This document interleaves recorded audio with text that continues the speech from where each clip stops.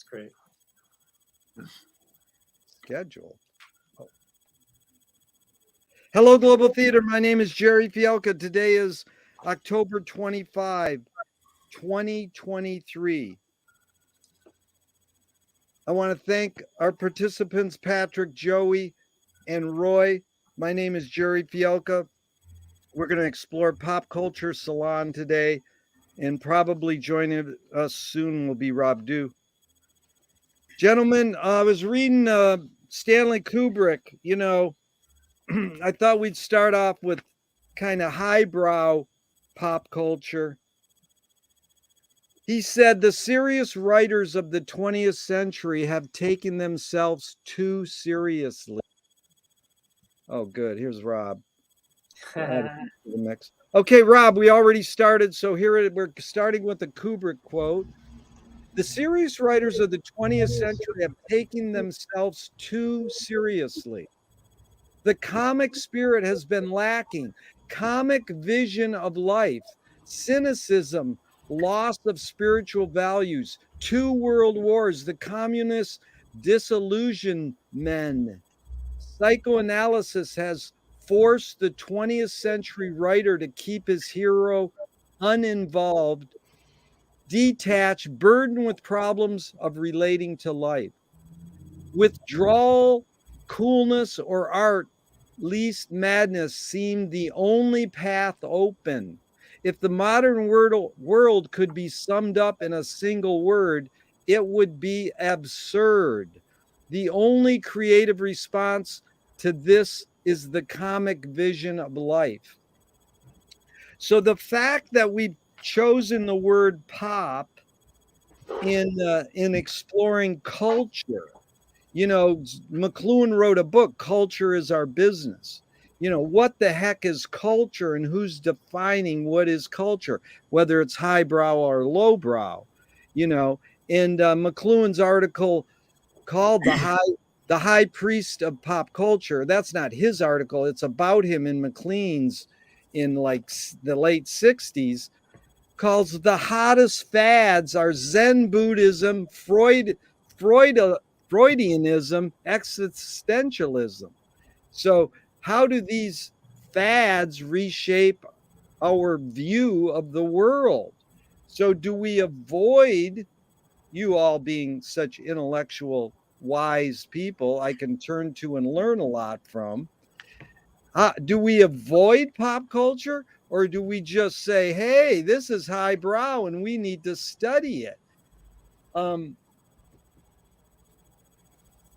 Bottom line is, do we experience it or do we understand it?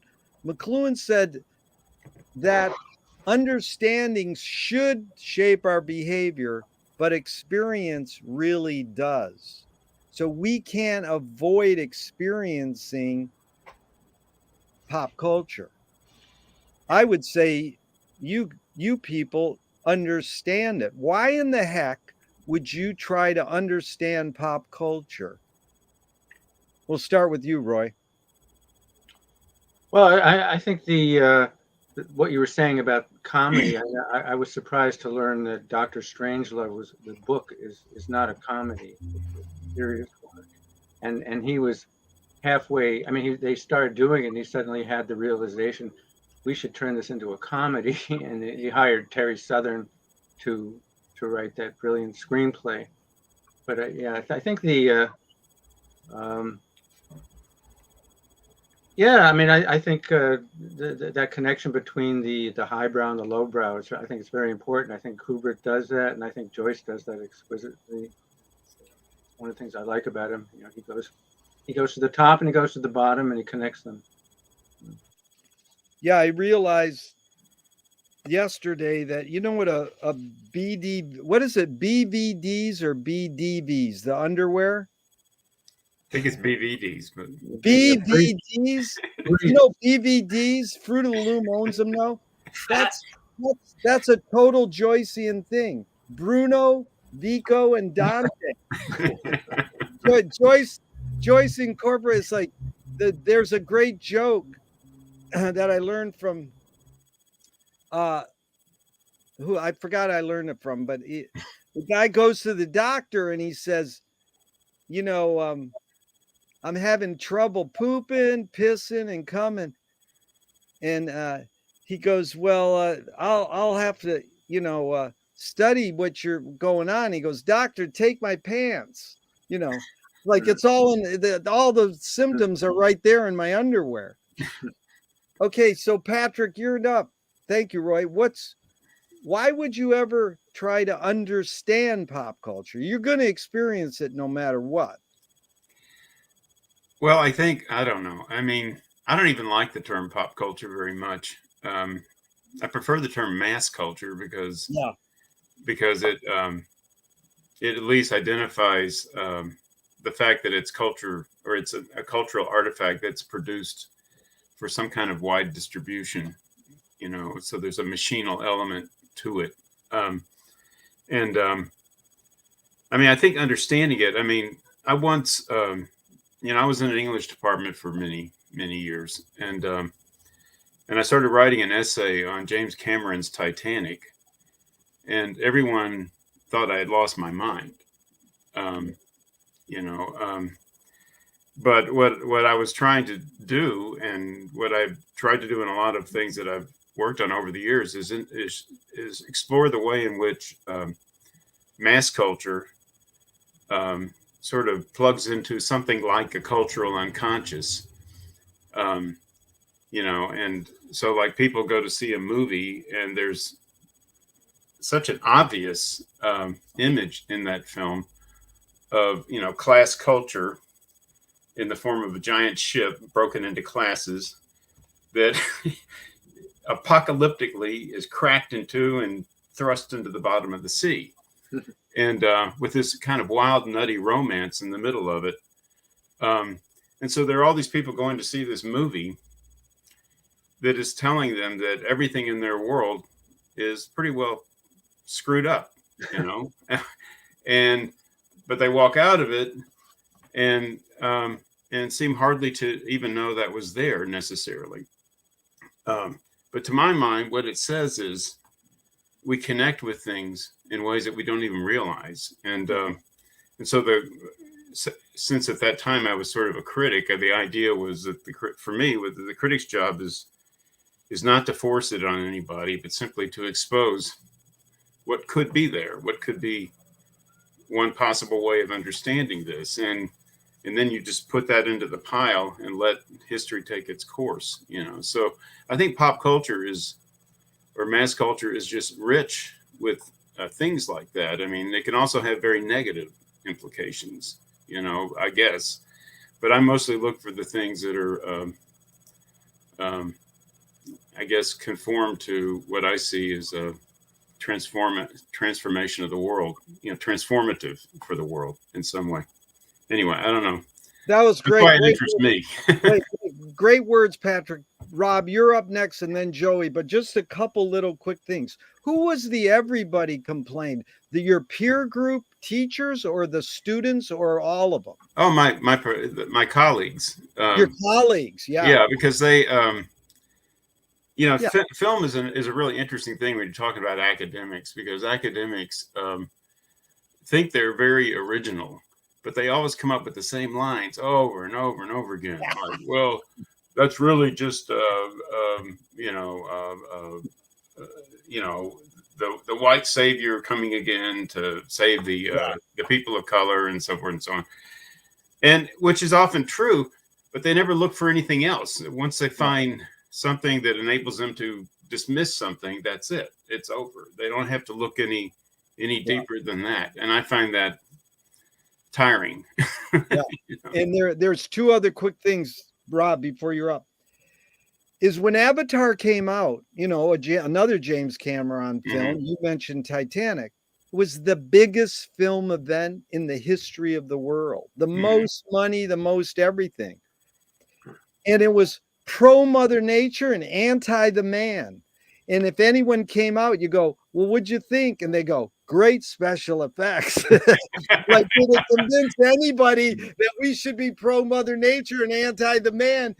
And so I love that. But then someone said to me, no, some people came out and were inspired like, can cinema do anything? Cindy Lumet says films can't do diddly squat, but it ain't going to keep me from trying.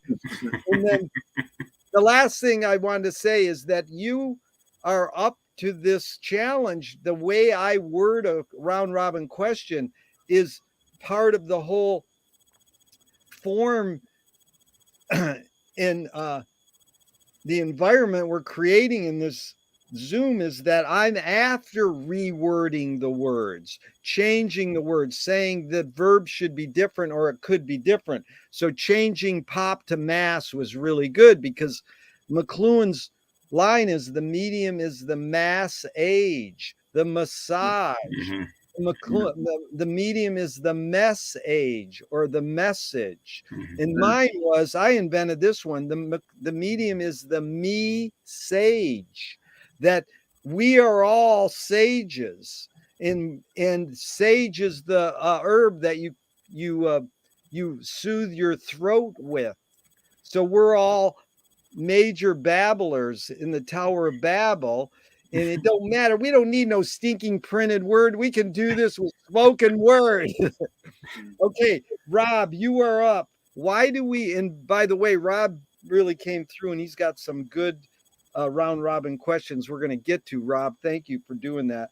And why do we try, you teach, Rob, you're like these other guys. What, two of us, yeah, no, three of us are teachers.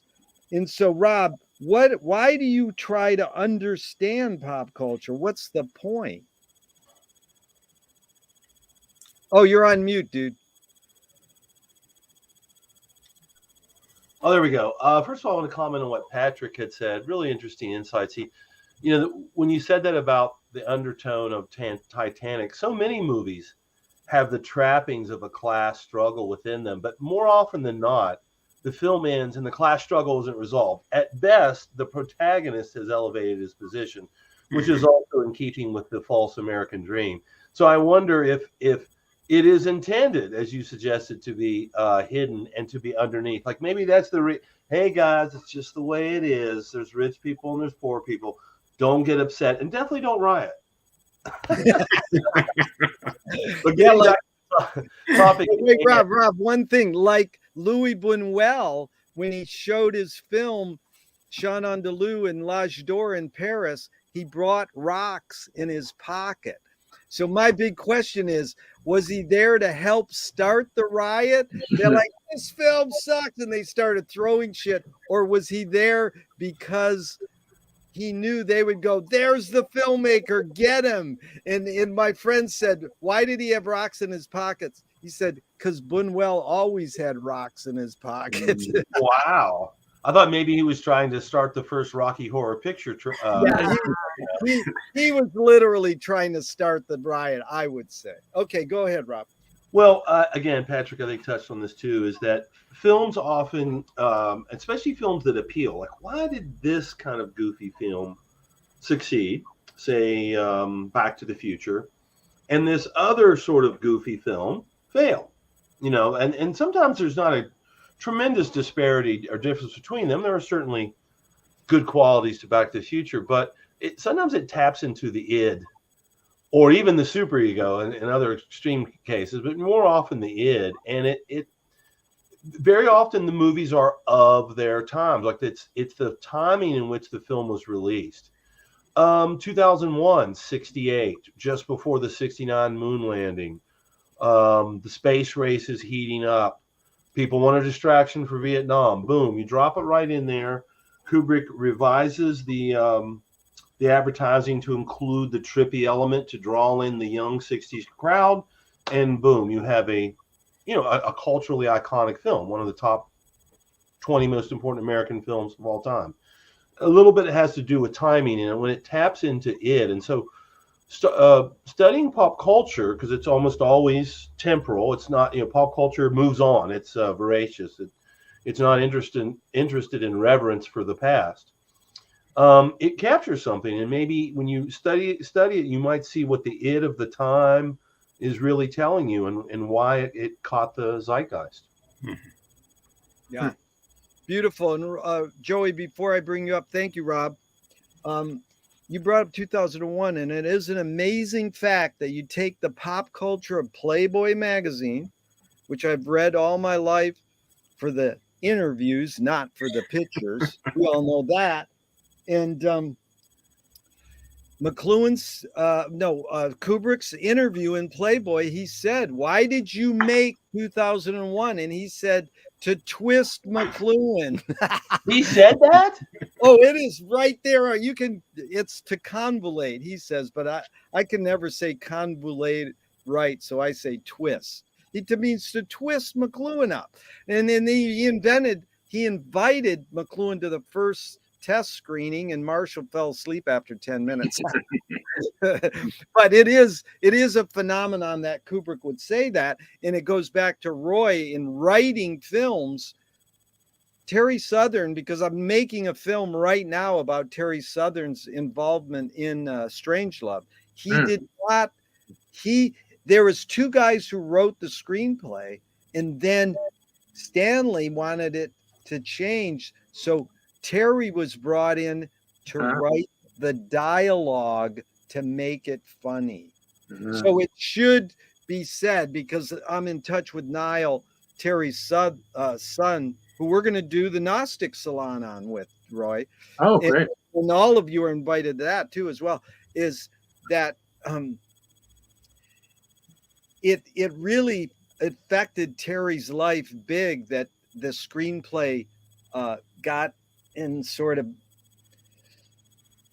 a twisted form itself, and it sort of messed up Terry's life. Really? And indeed, what he did was he wrote the dialogue, the funny parts of Strangelove. And so bringing that up, bringing Joey in now, I wanted to introduce Joey because he was the one who caused this salon to happen. You're the culprit. And it is based on this photo, which I hope will become, is that the pop culture phenomenon look or what? Like, what? Me studying. So Joey, why do you want to understand? You experience pop culture, but why do you want to understand it? Well, I'd like to go back to the initial question about Kubrick and pop culture. So I want to remind everyone, Stanley Kubrick was from the Bronx, as am I.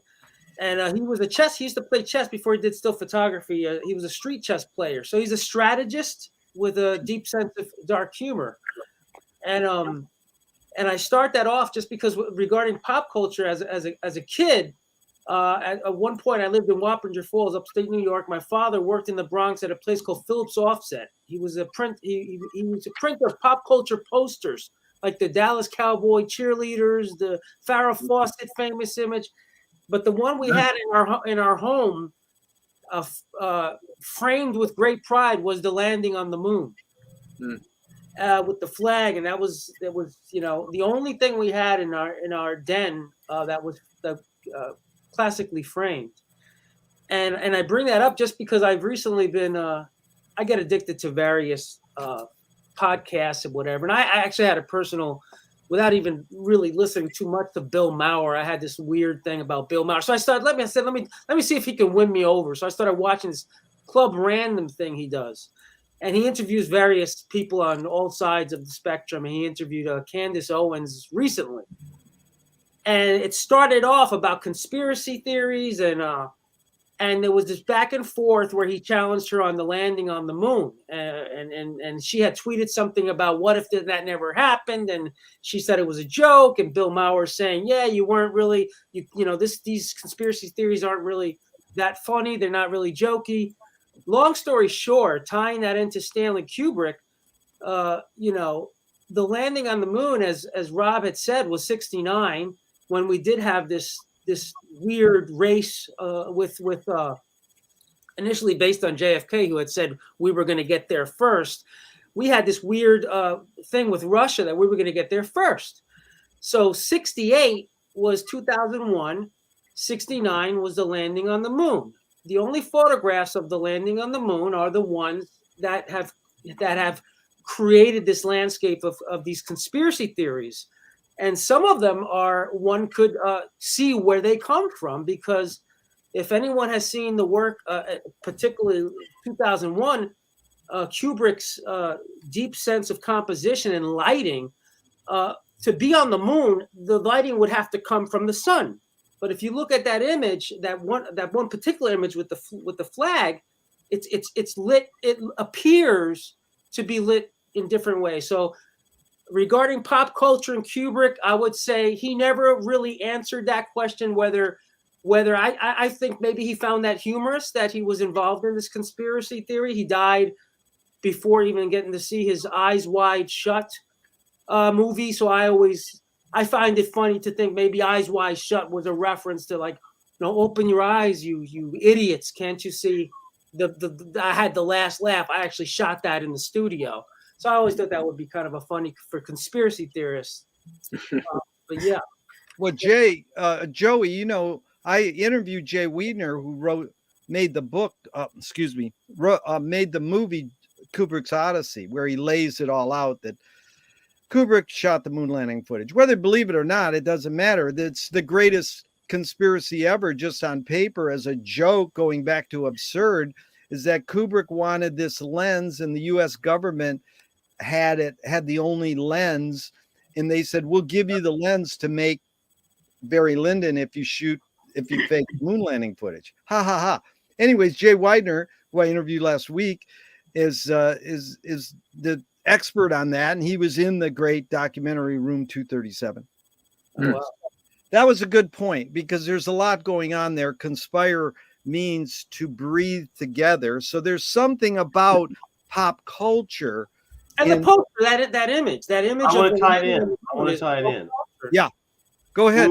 We went off a little bit on conspiracy theories, and I think conspiracy theories are an example of some of what I thought we were going to talk about today, which is the stagnation of culture. So I think it's conspiracy theories where we're going to go back and rewrite the past. At least part of it is hoping for a better past, and also rewriting and revisiting and really rehashing dead issues, which is stagnation, as opposed to moving forward. We got plenty of problems now, and this is in no way to say that there aren't some conspiracies that are valid. I'm not trying to invalidate conspiracy thinking entirely. I'm just saying it's indicative of what I think we were suggesting as a uber topic today, which is stagnation in society and the fact that culture has stopped. And there's, a lot of people saying that.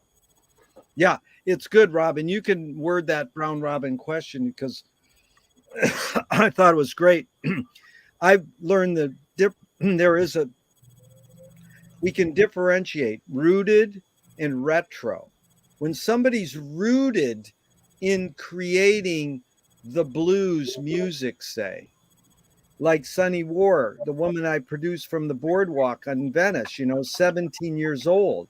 She's like a cross between hardcore punk and Robert Johnson, but she's rooted in the blues, but she's not retro. Another friend of ours is more retro. He can play the blues as it was done in the authentic 20s. So that's good too. But what do we want? Do we want more rooted and more retro? What's the difference in how do you want to word that question, Rob? What evidence, or what's your... Well, I guess my evidence was a round robin question. What evidence do you see in culture, and you can take it across the board anywhere you want to go, of stagnation, of new ideas not being forwarded and old ideas being obsessed upon? However you want to... Yeah, I guess stagnation is the key term. However you've, There's a philosopher whose name I can't think of. Someone will know in this group, though, that has said that he thinks that our culture really stopped around 2000, 2010, and that not a lot new is being created. I mean, you can't say nothing new, but have we stagnated? And what evidence do you see, assuming you agree? Yeah, and Patrick, we'll start with you, because you were nice enough to go to the new Marty Scorsese film on the big screen, because we were dying to know if one of our members was in it. The IMDb page said he was in it. He went and filmed with Marty, but he didn't have any proof that he was in it. And he was sort of shy about going, well, I don't really want to know until someone emails me and said, I saw you in it. And Patrick was so brilliant because he found that Jay Paulson was in it. And Manohla Dargis mentioned the scene in the New York Times Review. How much better is that? They didn't mention his Well, it name. was great because it's about 30 seconds. I mean, it's Right. a very, and Jay had some issues because in the scene he plays a car salesman who's on his knees begging these Osage Indians to buy this car, and it just goes like that. Yeah. But it's striking. And Jay had hesitations about being on his knees. He thought it was unnatural, you know. Yeah. But in fact, it worked perfectly because at the beginning of the film, what he's doing is establishing the situation where you have all these white guys, you know, sort of manipulating these very wealthy Indians who have only limited control over their own wealth, you know, so to speak. But okay, wait, what is the question here, though? Yeah, on the issue of that, Patrick, that's a Be or good not to be. because I was asking you what Marty do you like? And you're a Marty fan, and he's a prominent, iconic filmmaker in American cinema. Yeah, What I think he's the evidence greatest, actually. Yeah, That film is a masterpiece. I saw it this weekend. It's a masterpiece, that movie. yeah. Absolutely, yeah. There you go. So, It- Patrick, what evidence in culture of stagnation? We can say that's the other end of the spectrum. Here's an old guy who's still making masterpieces at 80. But what about stagnation? Is pop culture dying or dead, or is it alive and thriving? And the difference between rooted and retro. Go ahead. Yeah. I don't know. I think you may realize from other, things I've participated in that I'm always inclined not to go for the decline Yeah. narrative because, I do think the thing that strikes me as stagnation to some extent is the music scene. I don't mean all the music scene. I just mean, I watch Saturday Night Live, and the musical portions tend to bore the hell out of me. Yeah. Partially because I can never understand what anybody's saying, and when it's hip hop, and it's not that I don't like hip hop. I like the hip hop that I can hear and understand, the lyrics to some extent. And I really like hip hop in movies. I like the way hip hop gets used in films. And I love Hamilton for what that's worth. Pache, Ishmael Reed. But I don't really know that I see that as a decline, because the two things I've learned over the years. Number one is never trust my own judgments. Yeah. The first time I saw 2001, for example, I thought Kubrick has lost it, man. Jesus Christ. And I had the same reaction to The Shining. Yeah. But I didn't have the reaction that a lot of people had to Eyes Wide Shut. I thought it was fabulous from the first screening, Yeah. Me too. I just think that culture is dynamic. It's multi-layered. It's constantly in motion. And mostly we don't know what's going on. I mean, we're in the process of trying to map it, give it some kind of a map so we can make some kind of sense out of it. Yeah. I mean, the example I used to use as a teacher is, my students invariably would, when I was teaching film, would say, isn't it just entertainment? Because they didn't really like me delving around too much. Some of them didn't. And I would always say, what is entertainment? Yeah. How would you define it? I mean, what is it? I mean, it's easy to throw out a term like that, but it's like saying, it's like trying to define laughter or trying to define pleasure in some sort of abstract way. I mean, yeah, it's entertainment to some extent. You can be entertained by something extremely unpleasant. I mean, I found Flowers of the Killers of the Flower Moon to be magnificent and utterly painful to watch. I mean, it was not so much suspense as just twisting your guts, because he deals with such, not only is he telling a story that has a certain kind of political dimension to it, but also he's creating his character primarily in DiCaprio who is so fucked up and so twisted in multiple directions, and you can't even figure out exactly what he knows and what he doesn't know, and so forth and so on. And it's just not fun to watch, in the same way that Raging Bull is, for me, incredibly painful to watch, even though I think it's an absolute masterpiece. Yeah. So I don't know. I mean, I what was the second thing, Patrick? What was the second thing? Never trust your own judgment, and I didn't make. Never trust your first reaction to anything. And what was your second thing? I forgot. That's all right. Maybe there wasn't a second thing. I may have had two in mind. You were saying there were two things, but that was good. You covered a lot there, and we'll get back to you. But the one, I love making a map, and I love that words evoke more than their meaning. Entertainment. You can take that word as what is moving.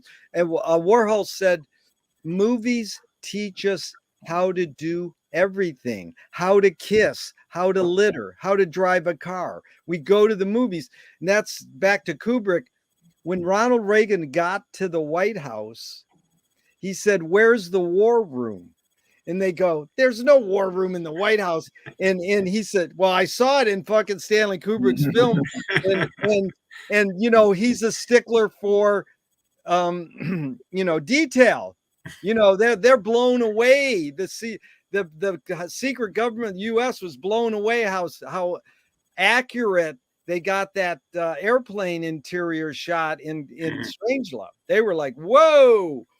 But you covered a lot there. So I wanted to jump to Joey on this question, because you are an observer of pop culture and you have your opinions, because, you know, our interview ended with Quentin Tortellini sucks.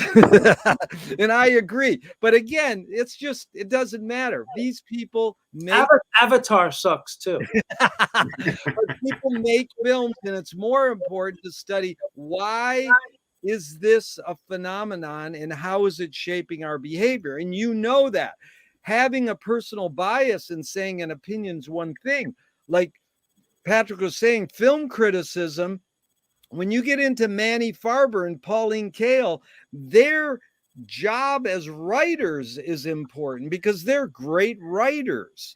So whether they're talking about photography or film or architecture, them alone can enrich your life. But you have your opinions, Joey. What evidence in culture of its stagnation in this rooted in retro issue? What was the question Rob had proposed exactly? It was a simple question, no? Yeah, go ahead, Rob. You're on mute, Rob. Do you, Joey, do you see any evidence for stagnation in culture, whatever slice you want to look at? Yeah. Got it. So the answer is, for me, is no, and for me, for good reason. And it's because this crazy this technology has created this thing called artificial intelligence, this AI debate that is, the argument continues with Fran Drescher. The agreements with SAG have not been finalized as far as how are actors going to be compensated in the future for what artificial intelligence can do with a person's image and likelihood. And so the fact that the studios and the artists do not know what the F is going to happen moving forward. Elon Musk has said we need to hit the brakes on this. Things are going a little bit too fast. I feel that the human nature will kick in at such an accelerated rate that a new form of creativity that may be a hybrid with the AI will come to fruition because of this angst, this anger, this feeling of loss. It's kind of you know what's weird, and I'm thinking out loud right now, and I'll shortly, is with music. You know, I started music, and the music, you know, when the digital downloading and Napster kicked in, the band, the drummer from Metallica, Lars Ulrich, created a lawsuit, and it lost a lot of fan base. People were like, "What the fuck is he talking about?" He predicted the future. He knew that the beginning, the Napster was the beginning of streaming and streamlining art to where the artist would be unable to really, gain any sort of monetary livelihood. So I think cinema and film are. I'm thinking about film, right? You're asking about the stagnation. So I'm going to ramble on. So I will say no. I do not think things are going to be stagnant. I think people are so upset, so angry, and so fearful of what technology is doing and what it may be able to do that it's going to initiate a whole new type of creative landscape. Yeah, Joey, I agree with you. It's like, get over it. No matter what they introduce, hack it and change it. There's a website where Roy can feed his students paper in and they'll tell how much of it has got AI. Well, then the kid can just was written by AI. Then the kid can just hack the website and learn how to bypass it and make like he is a great. So I know that AI, we should be precautious about every technology we invent. Spoken word fucked us up, printed word fucked us up, and electronic word fucked us up. So what? Let's get over it and move on. But Jerry, remember what Patrick was talking about? Flowers of the Killers of the Flower Moon. The first film that was supposed to be shot, it was supposed to be shot in reverse. But De Niro said we got to do that film prior about the Hoffa movie because of the de-aging, the technology with de-aging.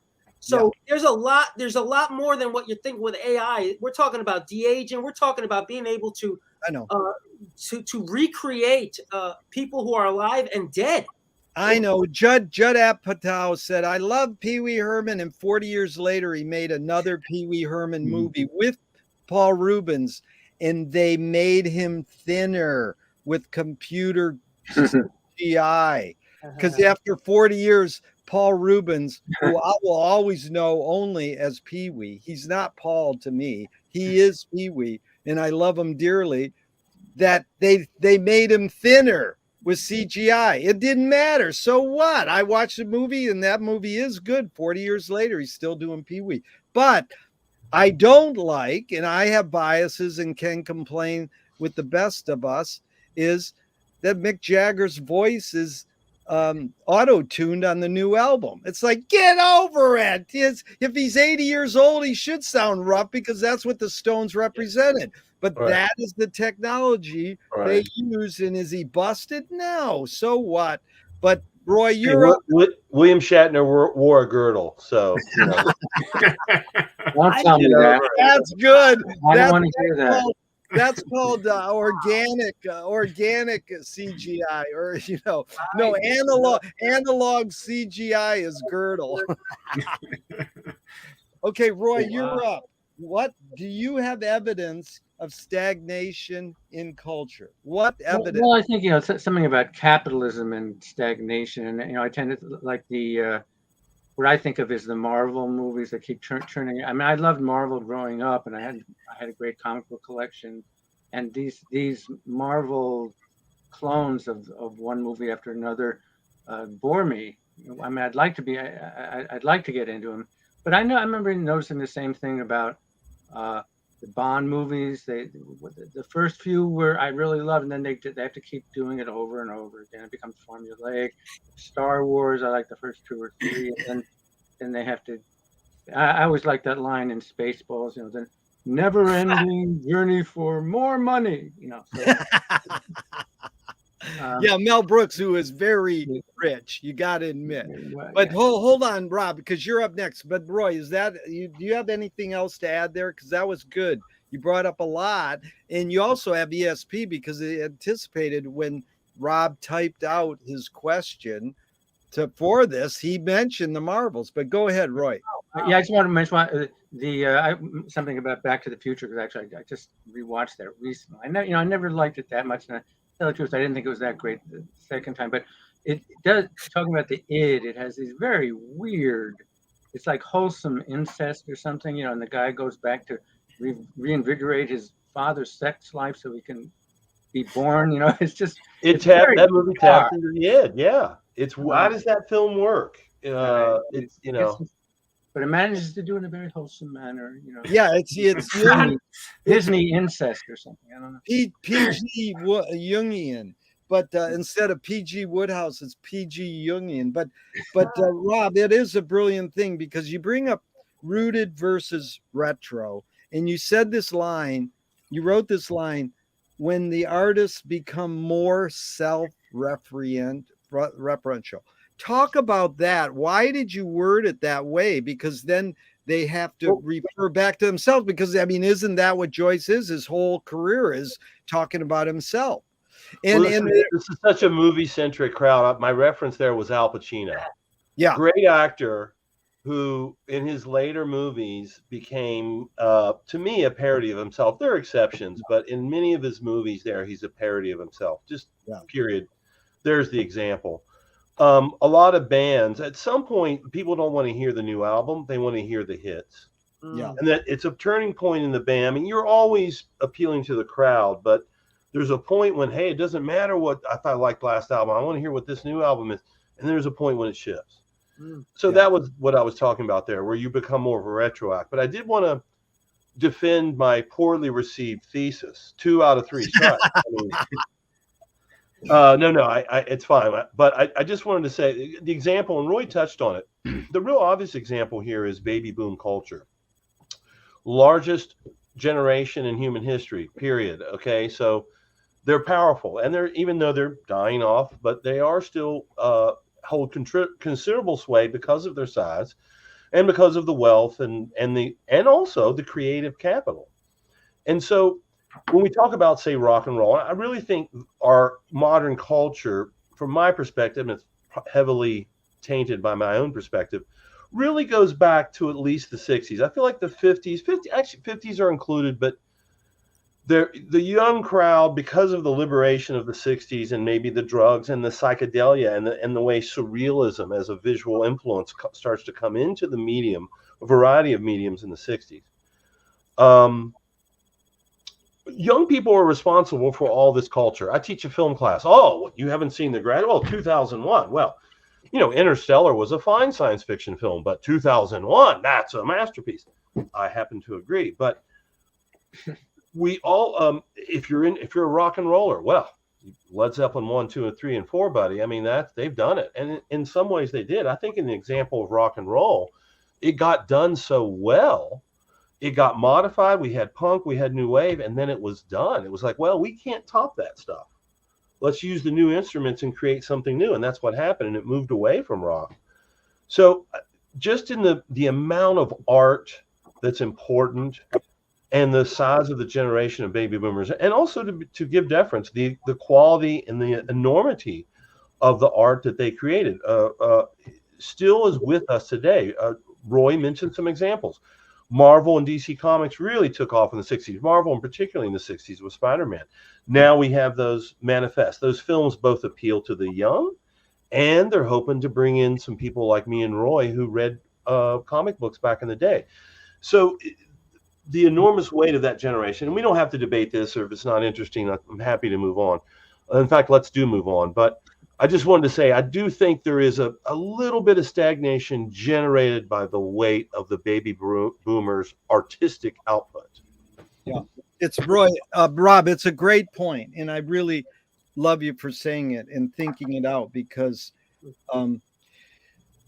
Coagula, the great art magazine in LA, which criticized art criticism, Matt Gibson, there was an article once that had said, when you had hardcore punk, you had the shitty president Reagan. You had the dead Kennedys. When you get the wimpy president like Clinton, you get new wave, which is fucking wimpy Talking Heads and Blondie. That was all 80s. They are the Talking Heads. Right. And I know the Talking Heads are like late 70s, 80s. I know, but they're not. They were at CBGBs, but they're not hardcore, But it was just a funny little thing, because this is what I would love to go into next is if you look up culture, the word in etymology, it gets to a point where it says, it's all about the earth and, digging the earth. Then it says in 1805, culture means learning and taste, the intellectual side of civilization. So Ooh. it's like I'm loving watching the reactions to Britney's new book, because people are like, why would you ever care about Britney Spears? Oh my God. And I love it when she was in that show where the guy drives the car and sings with the pop star. Do you know this TV show? It's amazing. They have Stevie Wonder singing his hits in a car. And it's really an amazing thing, because that's the culture, baby boomer culture. We drove cars and we played the radio and sang along.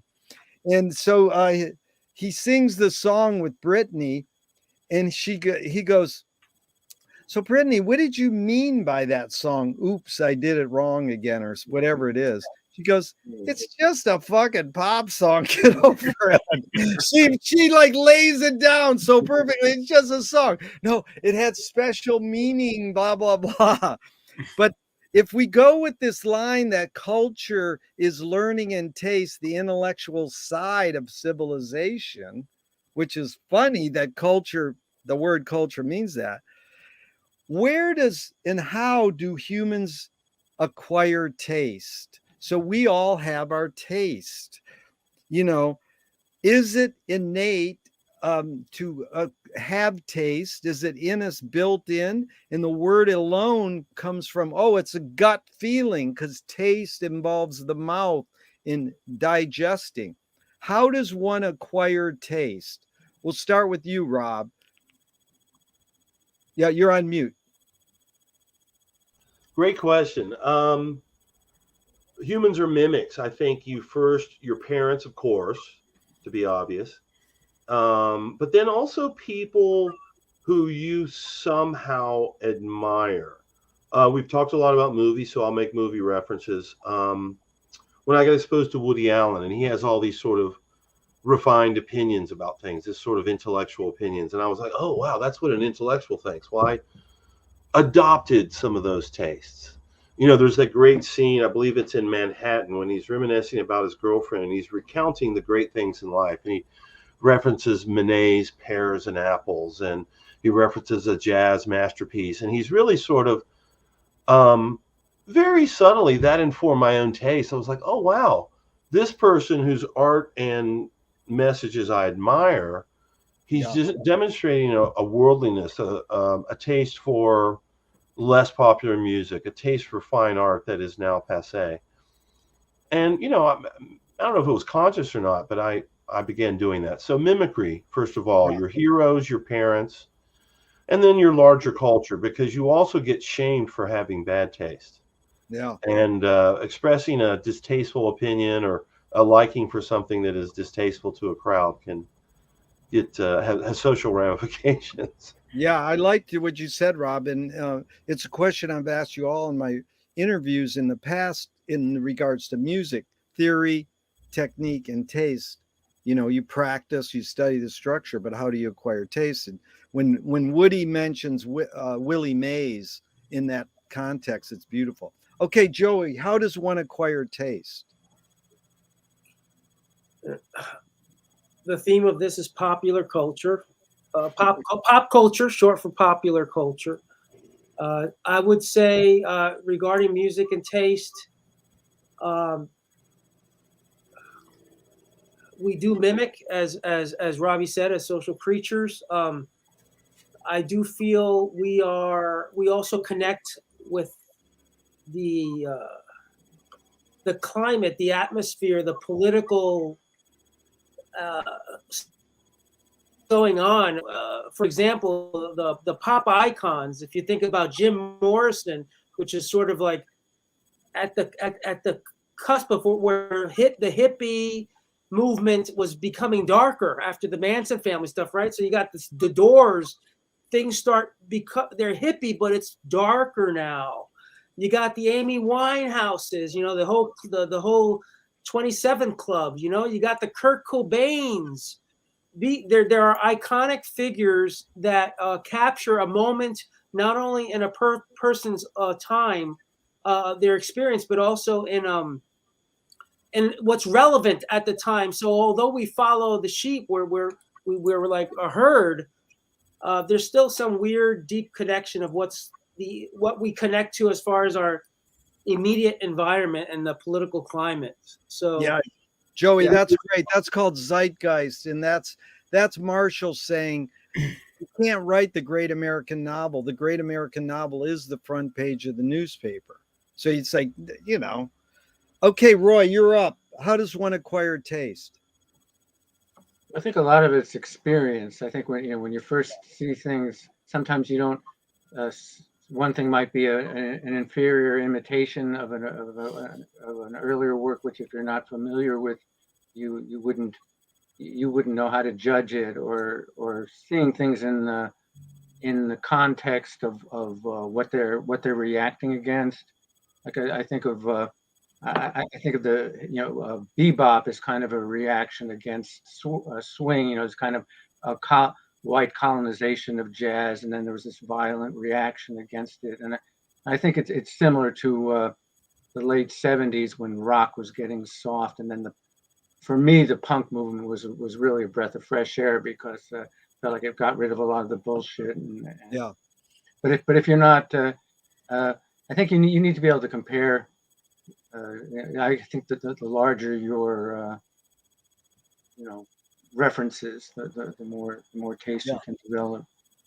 Yeah, and just to divert, Roy, what's the difference between experience and understanding? Because Marshall's saying, hey, we shape our behavior by experience. We should shape it by understanding. Is that a valid distinction for you, or those two words sort of mix and match? Yeah, I don't know how to really separate those two things. Yeah. Okay, Patrick, how does one acquire taste? I'm beginning. I hate to sound like a Marlon Brando interview, but but I just don't think one does acquire taste. Yeah. I mean, I think one has connections. I mean, like I don't want to have to dig into my whole life, but I always just see these very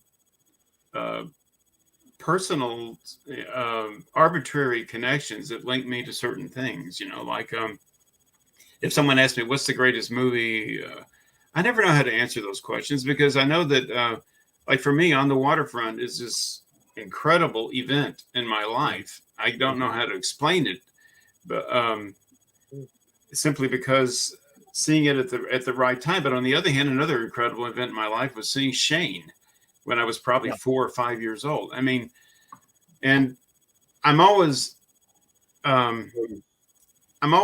skeptical of people's tastes. It's not that I disagree with people liking or disliking anything. I mean, but I find that that thinking that you have taste gets in the way of actually experiencing things. Yeah.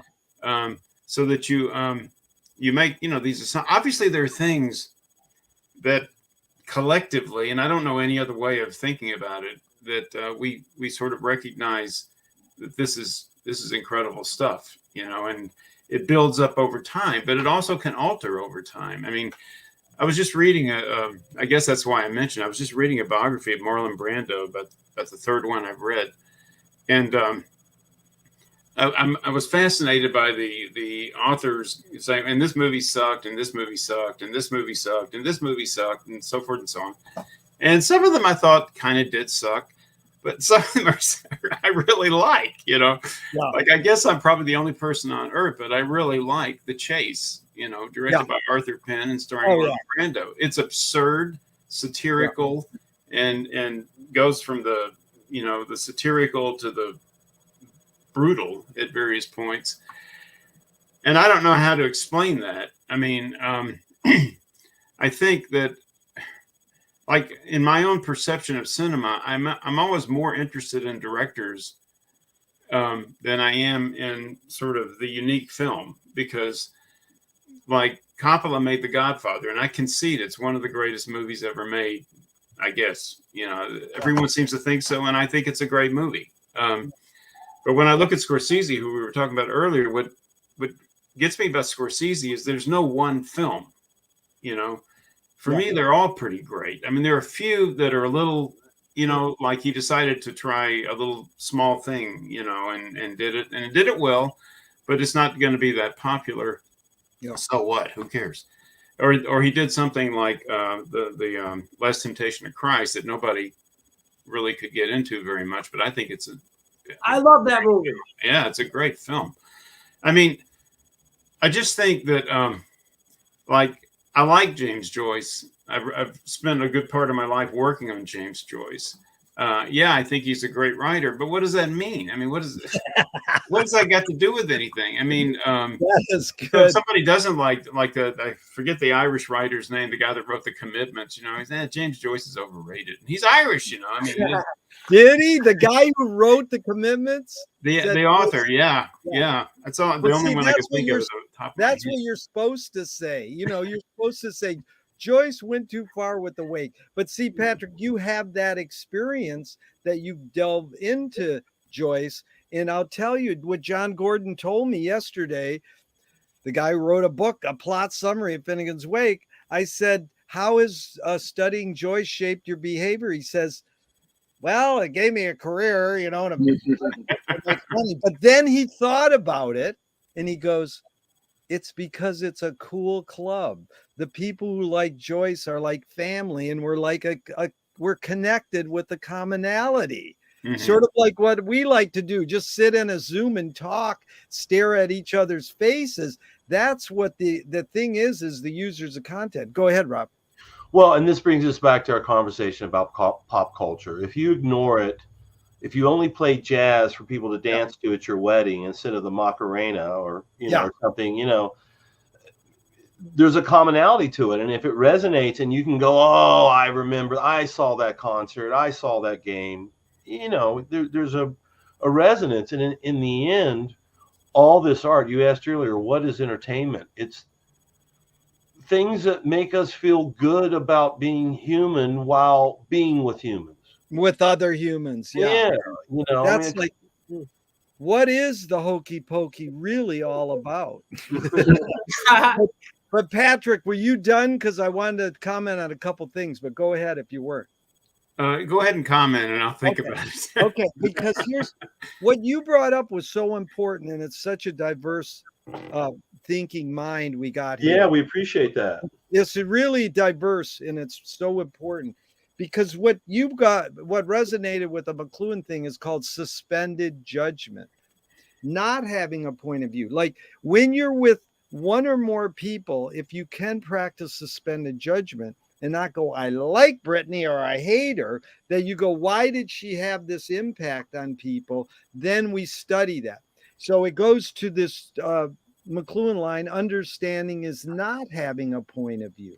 So to differentiate between experience and understanding, when I experienced, like you did with Shane, Birdman of Alcatraz, it was probably on a TV set in Flint, Michigan. I watched that and I goes, it doesn't matter if you're in jail, you can still love birds and have a good time. It's like it really taught me something. It resonated with me, this little thought. Mm-hmm. And then Invaders from Mars scared the shit out of me.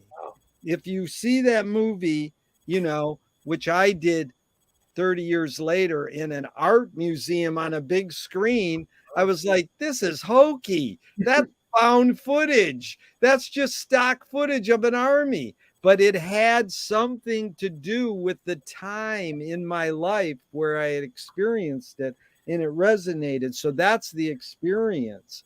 And let me just go say ahead. Yeah. Okay. In a way, I'm kind of go both directions. I mean, I think we do always have a point of view. And at the same time, I think we don't need to idolize our points of view. Yeah. I mean, I used this figure once, you know, and the idea that the relationship between the spectator and the film or the book or whatever, but the film works best, is kind of like montage, you know, Eisenstein's montage, is that you put two images together and they can create a meaning, you know, they can create a perspective of some sort.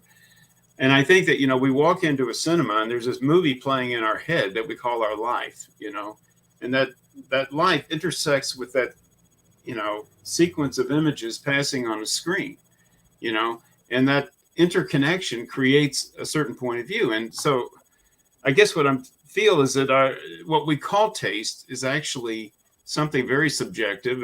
Even Kant said that, he called it the subjective universal, which for the life of me, I've struggled to figure out how one makes sense out of that. I've never been able to do it. Who called it a subjective universal? Immanuel Kant, the philosopher. Oh, Kant said that. Oh, yeah. Okay. Kant. Okay. Yeah. But the only way I can interpret that is that practically speaking, is that when we see something we like, we have an impulse to want to share it, to want other people to like it, to want an endorsement. And that's why you have these kinds of weird situations, where someone likes something and no one else likes it. And it's almost can be offensive, it can really irritate you or someone else. And because we have this impulse, but my own experience is that, when you connect with something, the only thing I can do with this is try and figure out why. And the only way I can figure out why is simply to make an argument. Yeah. Make an argument, and you put it, in my case, you put it into words, and it's there. You put it on the record, and that's it. Take it or leave it, but it's there. And, once it's on the record, so to speak, you can't get rid of it. It becomes a part of the process. And that to me is judgment. That's all judgment can be, is making an argument. Otherwise it's just, this intuitive thing, like, I like it. Yeah. No, that's the good question, Patrick. You asked someone, did you see the new Marty film? Like, how was it? Great. It's like, no, I saw it on a big screen. I had no trouble parking. No cell phones bugged me. The popcorn was perfect. And my girlfriend put her hand on my leg in the middle of the film. There's all these other factors. And that's why McLuhan said there's no such thing as a good or a bad film. It's a good or a bad viewing experience. Yeah. Now, we're all film aesthetics. We go, no, that's a good film and that's not a good film. And, I have to say, bringing up montage is, and when I learned that Alice Guy Blanchet made a film that Eisenstein saw when he was 8 years old, and he ripped off her film and made the Odessa step sequence in Potemkin by ripping off a woman. And I says, how do I not know this? I've studied film for 50 years. It took me 50 years before I learned that. That was heavy. So it's like this whole idea of montage, putting one thing next to another and coming up with an argument is really important. What you said, the next question is, why do we deify? Okay, Roy, we'll start with you. Why do we go, oh, that's, we put Joyce on a pedestal, or it's like when I put McLuhan at the film festival in Ann Arbor once, the guy turns to me and goes, McLuhan's dead.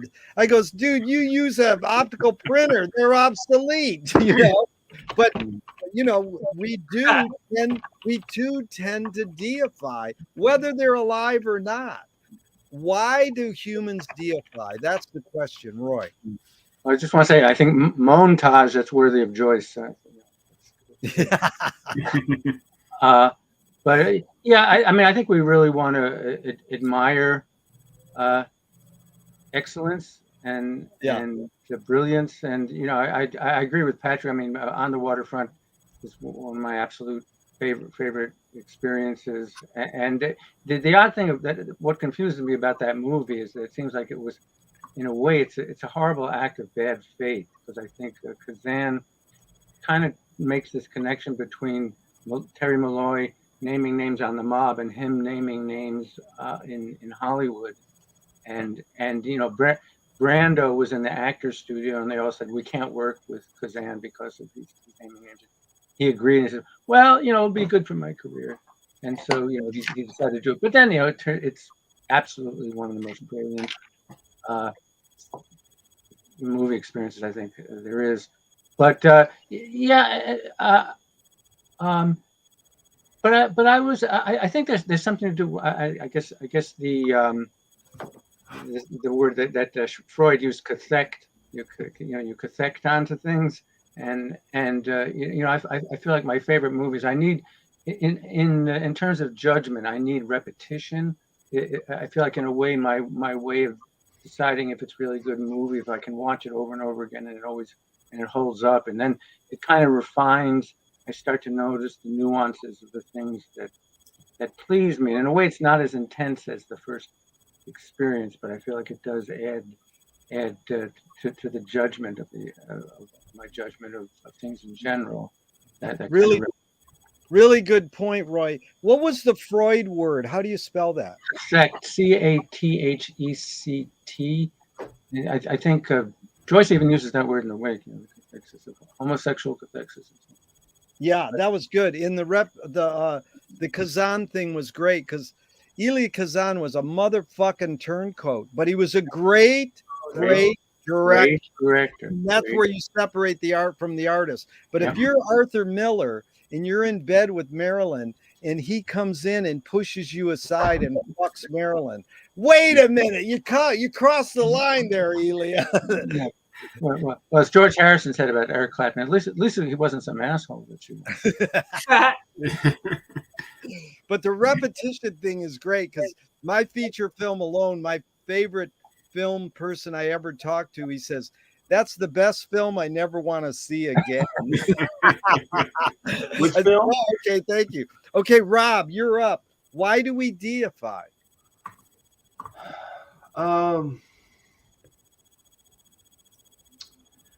Well, we talked about this the other day. I'll just summarize something I said there. Capitalism. Yeah.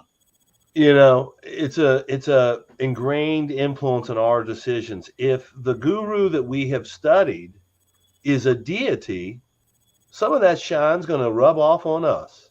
If I can advance someone forward, and that person can go, theoretically up in the estimation, becomes a part of good taste, as it were, then my association with them, perhaps I'm the foremost guru on them. It's also, we have this process of humans of pushing a hero to the front.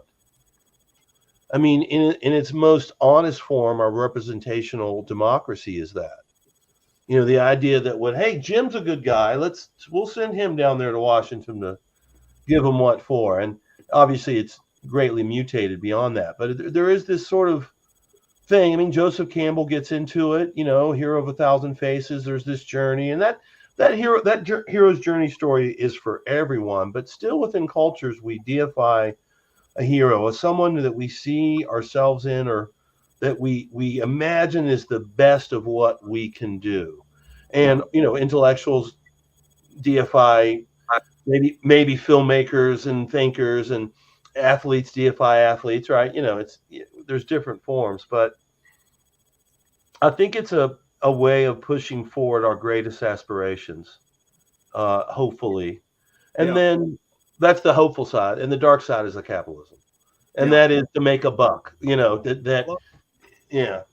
I constantly quote Samuel Johnson: no man but a blockhead ever wrote except for money. Okay, Joey, you're up, and then Patrick. Why do we deify? Joey. I almost want to say I can't answer that. I will go with a little footnote to what he said about sort of capitalism, money. But Quentin Tarantino, Barbie, Avatar, these films are deified. I can't answer why so many people are blowing their money on that kind of junk. I can't answer that question. Tell us how you really feel, Joey. Right, exactly. That's a beautiful thing, Joey, because Rebecca Solnit, who is a great writer, said, just because you ask me a question doesn't mean I have to answer it. I can't answer and the questions don't have to be answered. What McLuhan was after is seeking out new metaphors and new questions. So, Patrick, you're up. Why do we deify? Well, I don't know, actually. I mean, because I can't answer the question. I can only say that the fact that we do deify or we do glorify things that we like or love for whatever reason, which can be pretty complicated. Once again, it's a concept or a process that can get in the way in some ways. When I used to teach Joyce, I used to tell my students that what we have to do is we have to demystify Joyce. We have to stop thinking, because I'd see my students walking around campus with their copy of Ulysses or Phineas Wake, make sure everyone sees it, like I'm really smart, I read this stuff. And that's not the way to get it. And I think, I've never made I've made a bunch of goofy movies for myself, but I've never made a real movie. But I am writing a long poem right now. And I had this experience of reading Dante in translation, but I was also kind of like deciphering certain portions of the Italian, and actually for once actually looking at the rhymes, not so much the scheme as just the way he chose words and the philosophical content, because it really is a philosophical point. And so what happens is, for me at any rate, and I'm almost embarrassed to say this, is that I began to see Dante as not a god, but as just a guy putting words on paper in a completely different world from the one I lived in. And it didn't seem so undoable suddenly. And so I began to write my own version, for the 21st century. And it could well be that what I'm writing is crap. I don't know. I don't really care. I can't think that way, because if I think that way, I won't do anything, And I've had the same thing with Joyce in some ways. Actually, in one of my books, I wrote that, part of Ulysses is that Joyce uses bad writing as part of the makeup of the book, which I just thought was amazing and much more important in my view than, for example, Stream of Consciousness, which hardly describes that book, really. It's just a minute part of it. And or someone like Kathy Acker, who will write books where she takes everything imaginable and throws it into the text, and it's obviously in some ways the intention to de-aestheticize the book. Other people have written about that too, I guess. So I think that it is inevitable. We do deify or we do glorify. Scorsese for me is the greatest American film director, period, of all time. I feel that. I don't really, but I don't see that as very valuable knowledge. Yeah. I'm just telling you how I feel about it. And I don't really think how I feel about it matters all that much. What matters is what I can say about it, the kinds of arguments I could possibly produce, or how I can use that influence in other ways. In the poem I'm writing, I actually wrote some stuff about Scorsese recently, just a few, stanzas, but it was because Scorsese meant something in the context of what I'm trying to do, and it's not criticism exactly, but it's something, and that's part of it too. When a writer like Thomas Pynchon, is reading comic books and James Joyce and Faulkner and then fuses this, or when he wrote, oh Christ, I can't even think of the name of the book, the one where he actually incorporates Westerns and detective novels and everything into this massive long novel. He's giving new life to these dead genres in some ways, simply by the way they influence him. It's interesting, by the way, just for the record, though, how we deify or glorify Hollywood directors, and I guess other directors like Art, Fellini and so forth and so on. And we don't really glorify writers quite in the same way. No. I realize that Joyce is maybe an exception to that, but there are a lot of, like Thomas Pynchon, incredibly great writer. Yeah. But, we don't go nuts about it the way we do certain film guys. Yeah, no, it's a great point. Go ahead, Rob. That's a great point. And the writers would be, it's a classic joke. The writers in Hollywood are forgotten. They're disrespected. Yeah. We all know that.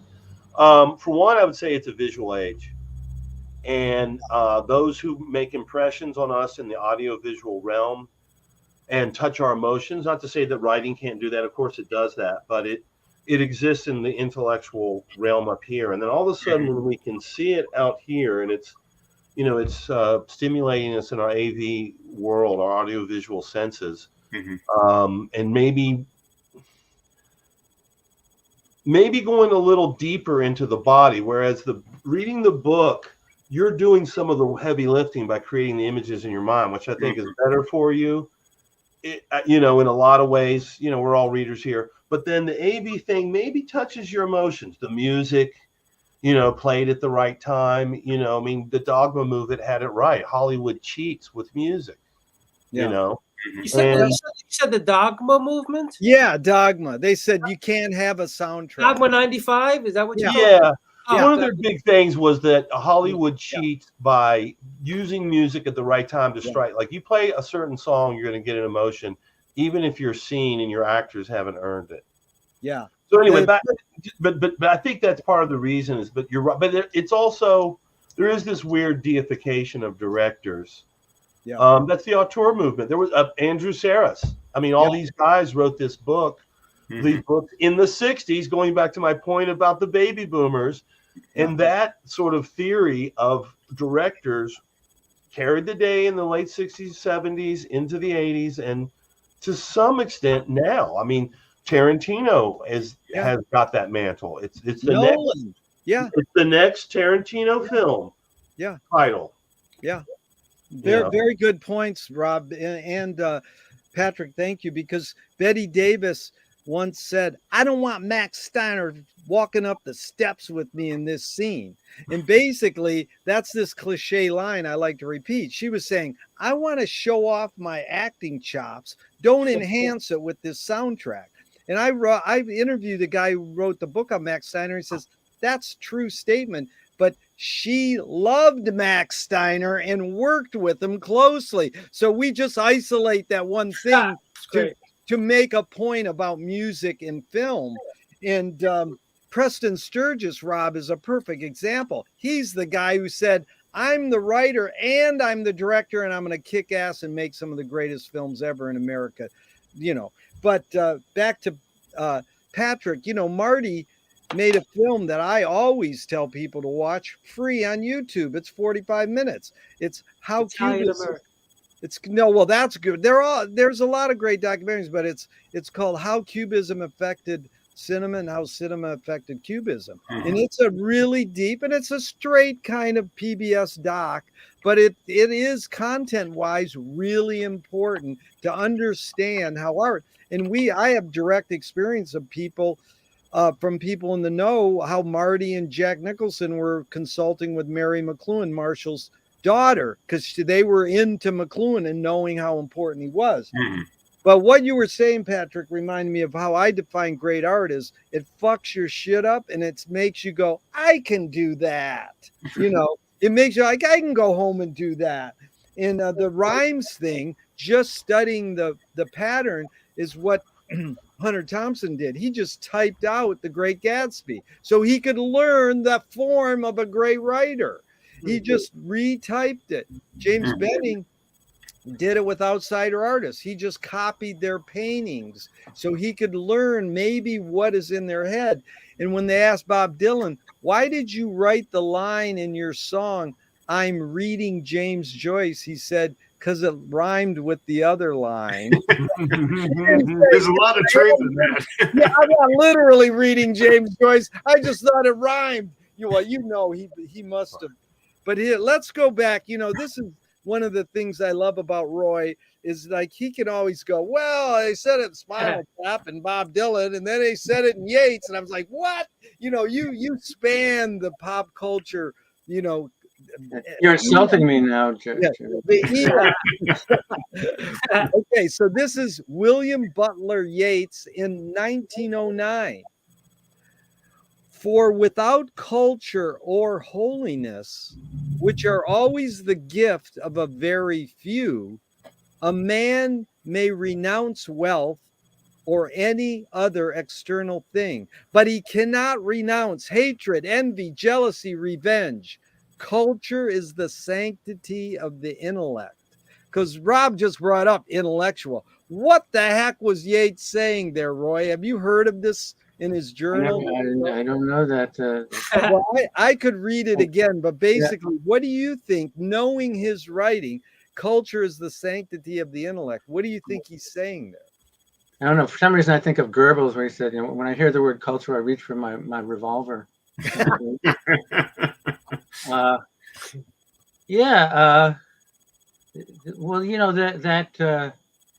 the way Yeats and that whole movement revitalized Irish culture, it seems like unlike almost anything. It was such a conscious revivification of the culture and the language and the myths, and kind of miraculous. So I can understand that. But he's saying, but the human cannot renounce hatred, envy, jealous, or revenge. What does that mean? Well, he wrote a poem where he said at the end of his life about worrying about, what did that play send out certain men that he shot, that I think whether like the Countess Kathleen, whether that had a real influence on the Easter rebellion, and so his words actually ended up causing death, or people who took them seriously and tried to make a real political movement out of them. Or the Cuchulainn myth, Cuchulainn fighting the invulnerable tide. That's kind of the Irish sacrificing themselves against the English. Right. Well, Patrick, what's your take on that? That culture, a man may renounce wealth, but he cannot renounce hatred, envy, jealousy, and revenge. Culture is the sanctity of the intellect. What does that mean to you, Patrick? I think I'm struck silent. I don't know. I mean, when I hear that sequence of terms, I can't help but think about the situation we're in right now, where something is creeping towards Bethlehem, definitely to be reborn. I mean, I think I would like to think that what Yeats is really getting at is that there's no real division between emotional psychology and aesthetic art forms, i.e., that it's all part of one mesh. Because, and I think he's right in the sense that, we can try and talk away certain things like revenge. And in the last 2 weeks, we've heard a lot of talking away from certain things that are quite obvious, in my view. Sanctity of the intellect. The way I would put it, because I'm kind of a Spinozist, is that for me, mind, soul, body, spirit, whatever you want to call it, and the body are just one thing, intertwined phenomena. I don't know that Yeats would have agreed with that or not, but I think in practice, pretty much everybody at that time was moving in that general direction. And so culture is this mental process that is also a physical process, and when he writes, he can't help but express the kind of emotions that are ravishing him, so to speak. And like it's kind of like I think it was Shaw, George Bernard Shaw, who, talking about Ulysses again, said that Ulysses was the most profound statement against imperialism ever written, or something like that. And and it's sort of obvious that that while Joyce, at one point, Joyce was sort of seen as this guy who was impersonal because he had written that stuff in Portrait of the Artist, but only a blind person could go through Ulysses, for example, and not see the resentment of an Irish man against the entire British Empire and the whole relationship of Ireland to British history, but who at the same time could also see where things were headed in terms of Irish nationalism, you know, reproducing a lot of the same exact structures, which is why, and again, he was against both. He was against the British Empire, and he was against Irish national identity because he saw the potential for yet more violence, more discrimination, more stupidity, if you will. Am I making sense? Yeah, no, Patrick, that's good because it leads into Rob. I want Okay. you to and Joey to touch on the sanctity of the intellect, but I want to put it in terms in Rob what you study, and we talk about weekly. Is the woman who was on the Georgia, the third person to admit, okay, I'm guilty. The last couple days, there was Powell, then there was the guy, and then the third woman. Did you hear her testimony where she's crying? Now, is that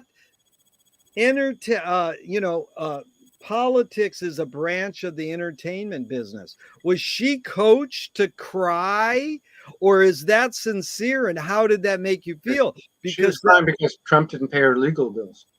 Well, that's what I'm saying. I really, Rob, you study this all the time.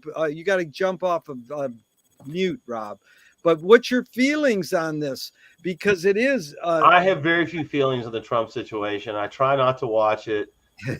I can tackle that first overly complex issue. But go ahead. But it was just in regards to Patrick saying this is all one ball of wax. Like you can't separate feeling from thinking. But indeed, there's something important when we hear this as a news item and it becomes soap opera. Almost the way it comes across, or your heart goes to them and go, oh, I feel for her, Yeah, no, I mean, well, in answer to the first query, the culture is the sanctity of I think culture is the sanctity for the intellectuals or for the intellect. It's whatever's going wrong in the world, revenge, all the other, awful and human emotions he mentioned. They're not awful, just dramatic human emotions he mentioned. You can find respite in the church of the intellect, which is culture. You can but we've got Kubrick and we've got Yeats, and you can refer. And I mean, sometimes intellectuals are accused of retiring to the ivory tower to sort of regale themselves with the great thoughts of all time and not come down and play in the mud with the pop culture and so forth. So maybe that's what he's saying. That's what I initially thought. Yeah. And as far as the performance art that's taking place on the global theater that we're getting here, that McLuhan predicted, I'm not paying attention to it except through headlines because I choose not to visually watch it and get involved in it emotionally. I'll read the headlines so that I'm not unawares, and that's a deliberate choice. Yeah. Well, that's a media fast. That's fasting's important. That's great. Joey, culture is the sanctity of the intellect. You heard that. You got to hang out with Vito Acconti. He's the godhead, in my opinion, of performance artists. I mean, and you got to hang out with Diamante Galas, great performance artist. Oh, wow. Is this culture is the sanctity of the intellect? I mean, how do you relate that, what we're talking about in this Yeats quote, to your whole thing about, is that what politics on the news is? Another form of performance art. I mean, if you know about this history of one of the guys who runs Russia, he learned his chops from performance artists. Someone said, no, you can excuse Trump because he's just doing performance art. So, and indeed, that it is high performance art, but in what realm? Is it in an art museum or is it in a government building? So, the Fascist Hall of Fame. Go ahead, Joey. Any thoughts? If you can, ask the question more concise. Yeah, culture is the sanctity of the intellect. The human can renounce hatred, envy, jealousy, and revenge, but culture is the sanctity of the intellect. It's separating feelings from thought, I think. My answer to that is Salman Rushdie being stabbed last year in upstate New York. The Satanic Verses was a novel that was very creative, and it placed a fatwa on his head. He was stabbed. He lost his eye, and no one's really talking about what has happened. So my answer to you is that tragedy that happened to Salman Rushdie, the author. Yeah. And you know, I never read the comments when we're doing these live. People can add in our chat, and someone called 21st Century Paragraphs added this comment: the hero conveys immortality to those who admire him. So I mean, in my opinion, Solomon, he pursues on. He knows he can have a bodyguard, but he doesn't like just close down, and he talks about it, you know, and he knows that art is like culture is our business. It's a deep business to create art.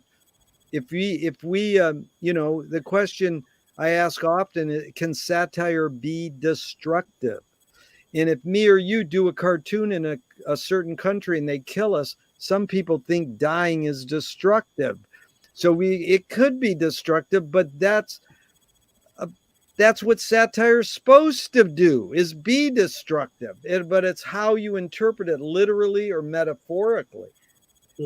So, you know, it is a big conundrum here. What we define as pop culture, I mean, is studying. In a way, pop culture could be deemed as under attack with this cancel culture stuff that's going on. Yeah. And it's swaying. The pendulum is swaying now. So everybody now is at risk. So it's a very dangerous time, in my opinion. Yeah. To the artist, to the comedian. Very dangerous time right now. Well, Woody just says, "Hey, fuck you! I'm going to France and I'm making my new film." And it's who said that? Who said that? Woody Allen's new film is in French and it's got English subtitles. Woody Allen's son, who is the child of Frank Sinatra, this guy he doesn't give a shit about anything at this point. So Woody Allen is already an icon, in my opinion. He's done his.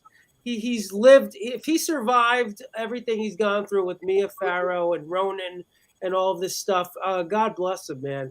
He could do this. And in my opinion, this last chapter of his career with these European films, they're amazing. The Match Point is a masterpiece. But Rob cannot teach Woody Allen. That's not true. It's not that I can't teach. Well, that's not true. Okay. I do have Woody Allen films in there, but I chose not to feature him in a couple of examples for a few reasons. Yeah. One of them being wanting to be a little careful. Yeah. And is that cancel culture? Understandable. I do have him in my, but I didn't feature.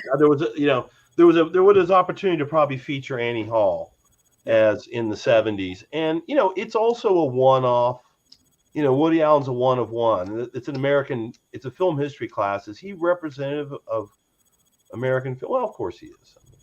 But Pat, anyway, when you taught film, were you like, okay, if you go to that Ann Arbor Cinema book that came out, it says in like 50, 60 years ago, they protested Birth of a Nation on the campus in Ann Arbor, Michigan. You can't show this. And they didn't show it. 60 years later, whatever, a half a year ago, a guy got fired for teaching Birth of a Nation in a film class. So what did you experience in that regard, Patrick? Were there films that you shied away from, like Birth of a Nation, because you knew it was worthy of being taught, but it would get you in trouble? Well, you know, I got out of the business in the nick of time. So, I mean, I taught Birth of a Nation a number of times. I mean, you know, it's interesting because I recently wrote about this in my poem, is that when the first job I ever had after I left UC Santa Cruz was at the University of Oklahoma. And I was teaching I was just there for 1 year, and I was teaching a film and writing course or something, and I think it was their popular way of doing composition, was to write about films. And so I selected, like, I don't know, 5 or 6 films, like 2001 was one of them, and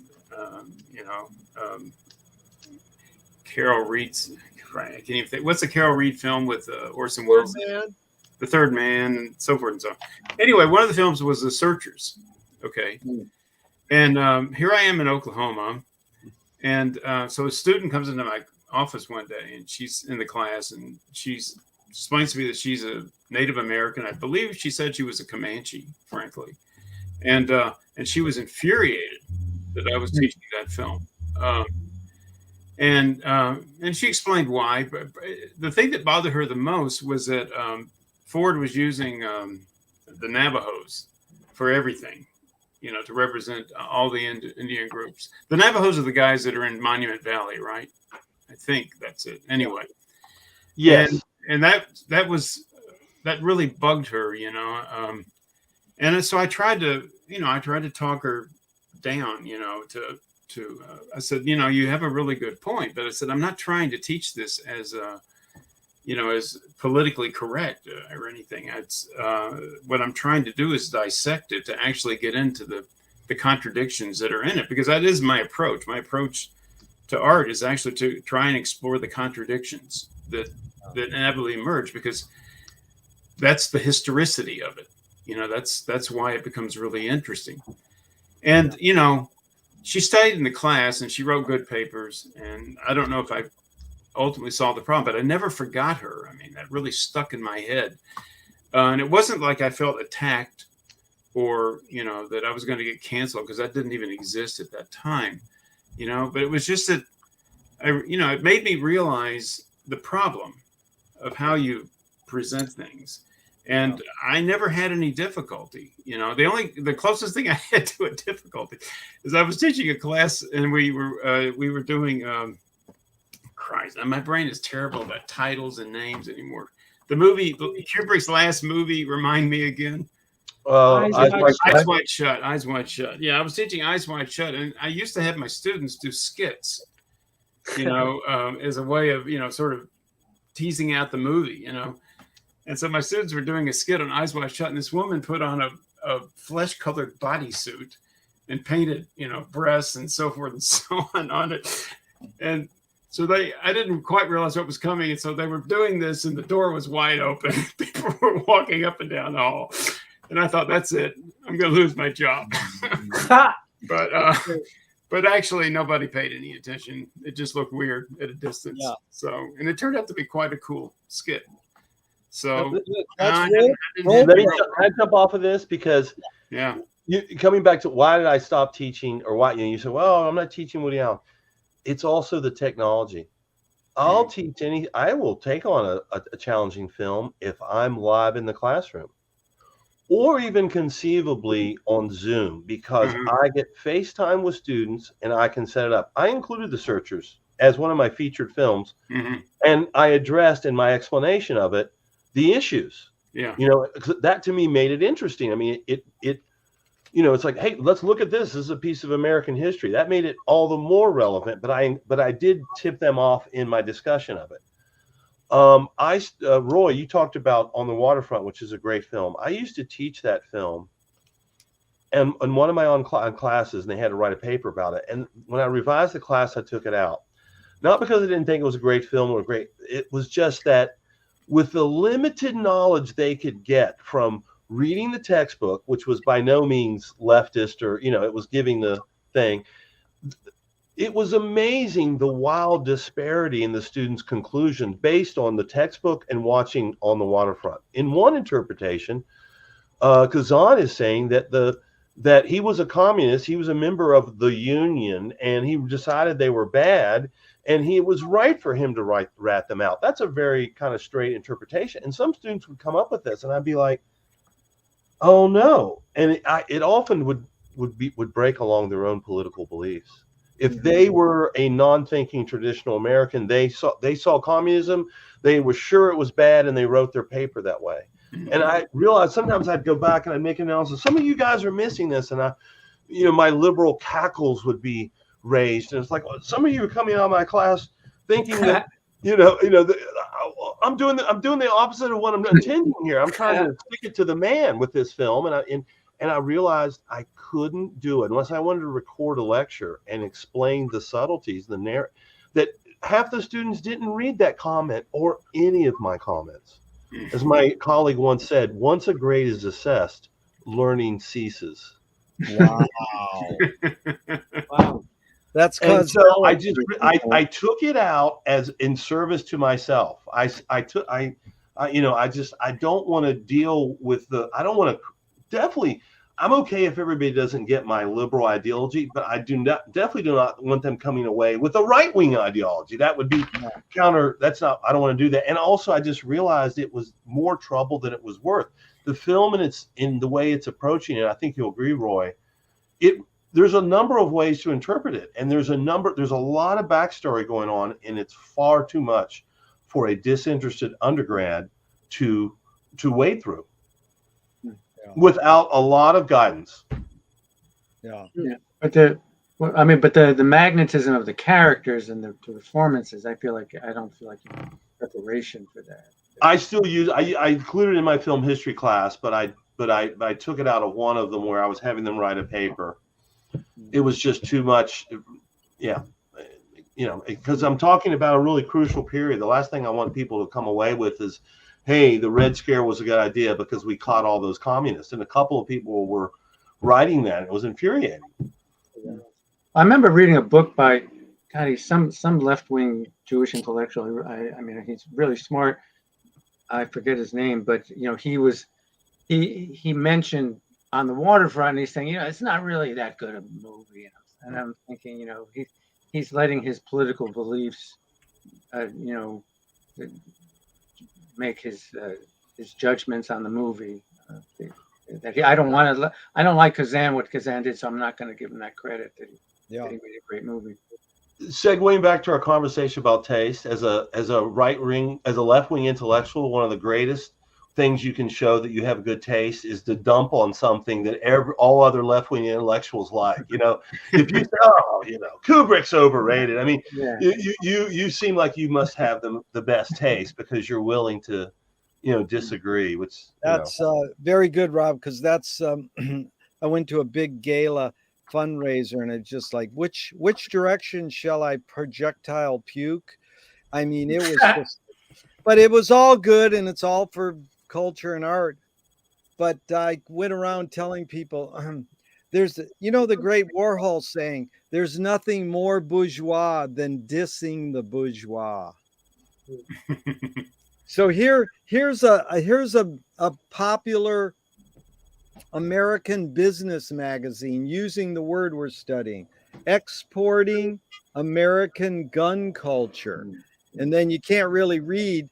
The cut line is how hundreds of U.S. government employees become sales rep for the gun industry. So how is this word culture hijacked here? There's American gun culture. Is there a difference between pop culture?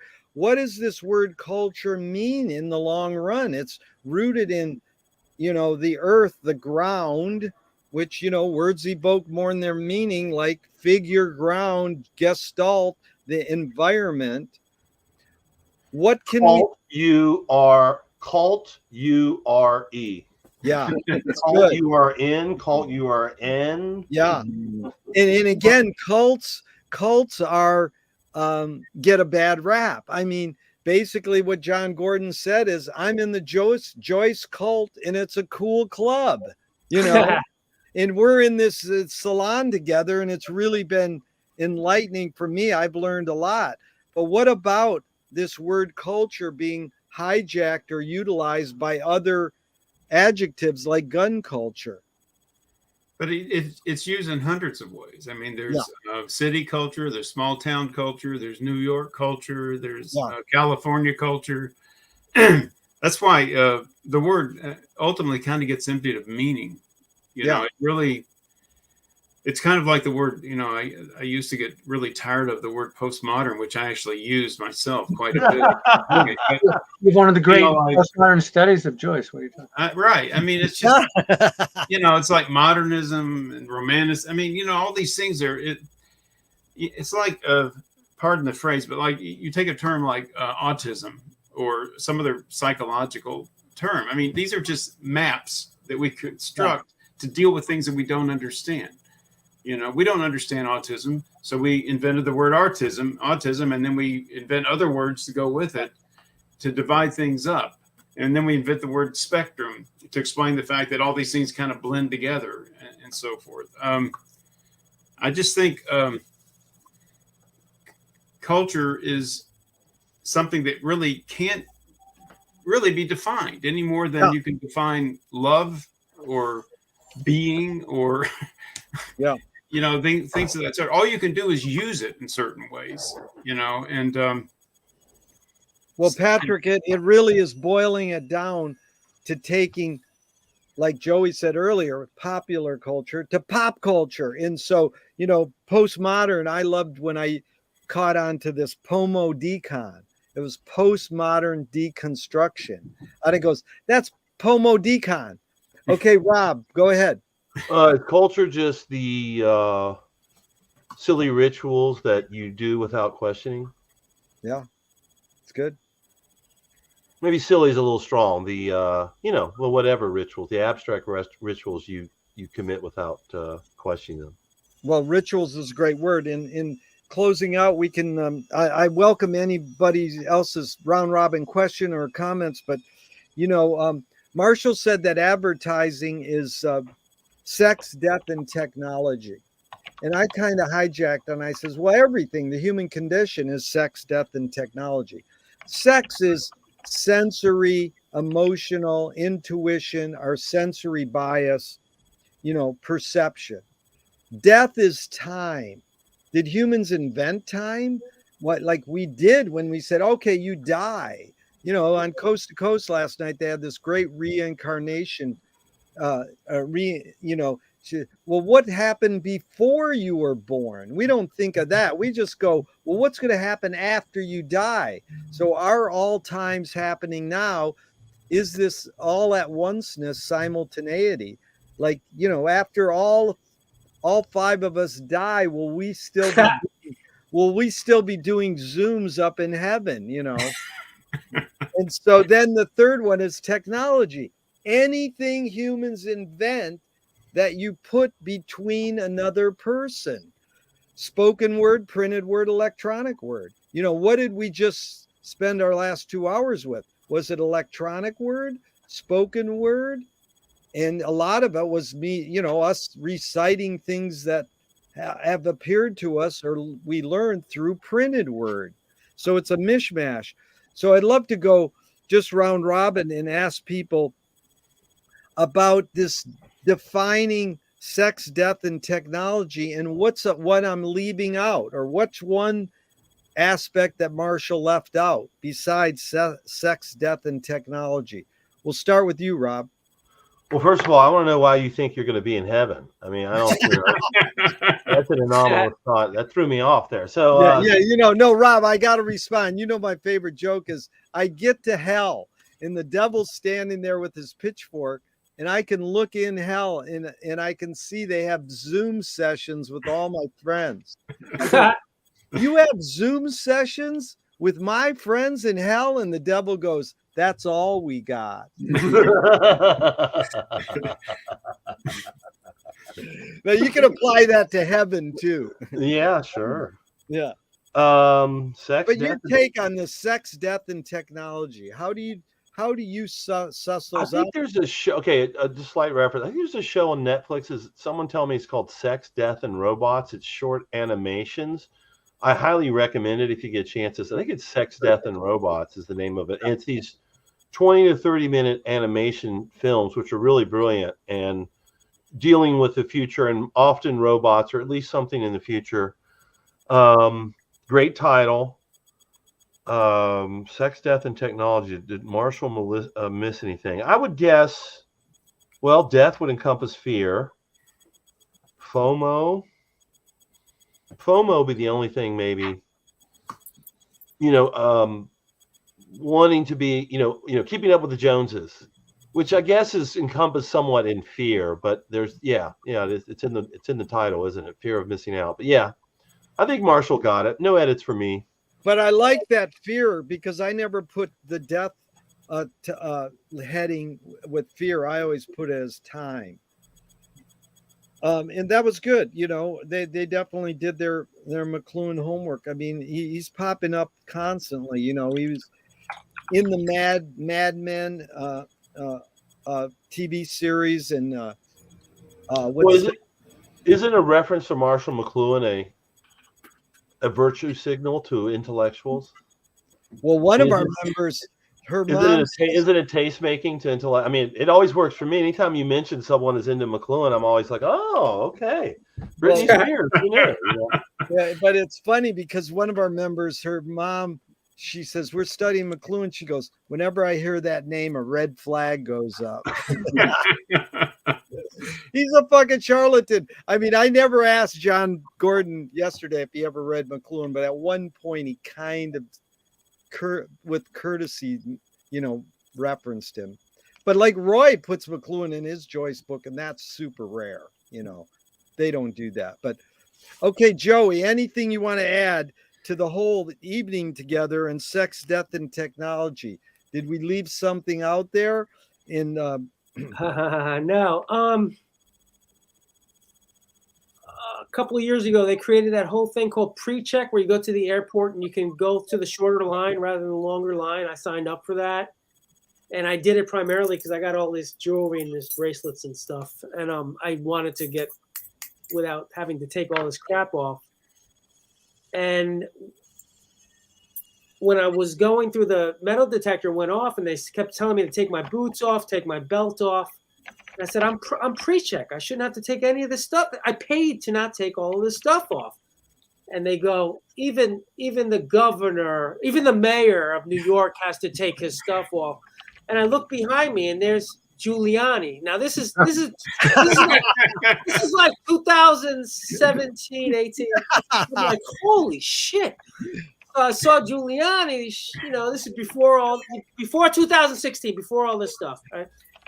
So I was like, oh my God. So I bring this up just because I got to get a picture with Rudolph Giuliani, So I say, listen, thank you for cleaning up 42nd Street, the sex, the drugs, the rock and roll.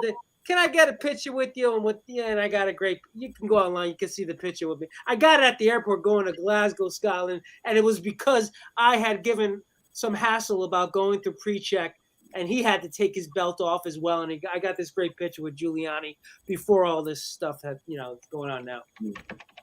That's good, Joey. Yeah. That's he cleaned up 42nd Street, turned it into Disneyland, That's pure pop culture. And then his hair dye started to drip. Yeah, jumping all over his face.